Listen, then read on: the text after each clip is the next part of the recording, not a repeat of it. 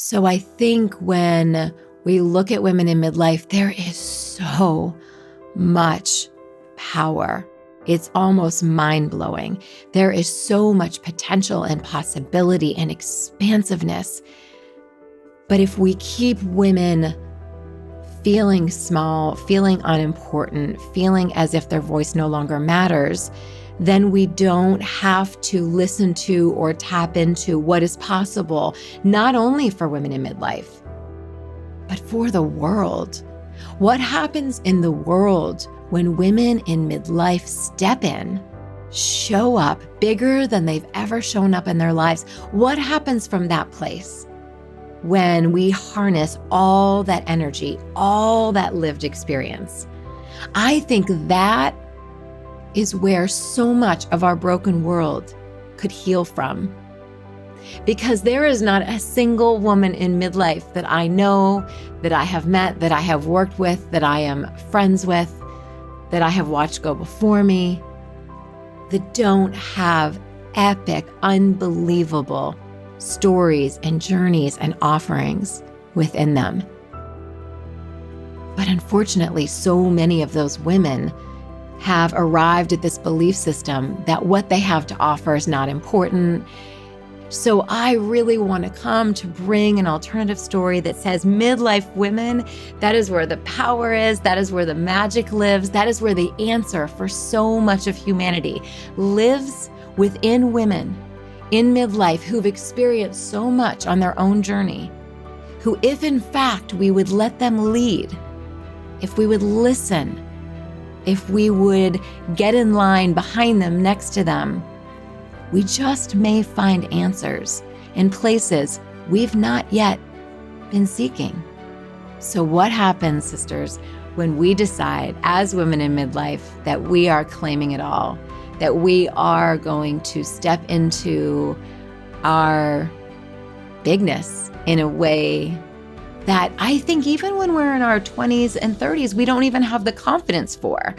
But if we believe that women in midlife are the sheroes, are the answer, are the elixir, then that is the continual evidence we will find. We always seek what we believe.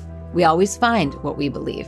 So if we believe that women in midlife are the power, are the answer, are the magic, then that's the evidence we will continue to find on our path. So if we are living entrenched in a culture and a community that says women in midlife are unworthy, washed up, disposable, irrelevant, no longer powerful, because unfortunately in this patriarchal culture, youth and looks are power for women. So when women equate their power to their youth and their beauty, they are swimming upstream as fast as they can and exhausting themselves. So we remove this idea, this very broken, sick, and twisted youth-obsessed obsession that says that you have to be beautiful and young looking to be powerful. When we remove that, my gosh, we open up a vastness for exploration and so much possibility. But we literally have to excavate that messaging out of our system, because that storyline has been running for thousands of years. Every time I get groups of women together and they share their desires, they share what they're longing for, or they share their accomplishments in their life or the loves of their life, it actually serves as fuel for other women's lives, because it gets to be this idea of, oh my gosh, that is so inspiring. I want more of that. As opposed to the old storyline that says, well, if you have that, then there's not enough left for me. And in my world, we don't even use that language. In my world, the language we use is, oh my gosh, I love this thing you're doing. I love this joy. I love your light. I love these relationships. I love this life you've created. I want that too. I'm going to actually get closer to you to understand how you created that, rather than push you further away and have no idea how you claim this kind of a life for yourself. Because the further I get away from women who are living these amazing lives, the further away I am from understanding how they actually claimed it or created it in the very first place. Because we have a choice as women in midlife. We can decide that this is as good as it gets, and we can push cruise control. And many, I even think the majority of women will do just that, because that is what they've been sold. This belief that good enough is good enough.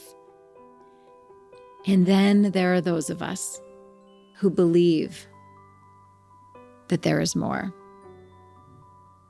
who deep down in our deepest places of our souls know that we were meant for more love, for more beauty, for more expression, for more authenticity, for more joy, for more orgasms, for more dancing, for more laughter that makes you feel like you're going to pee your pants, more food, more carbs, more. My programs are for the women who want more, who know and believe not only are they worthy of more, but it is their damn birthright.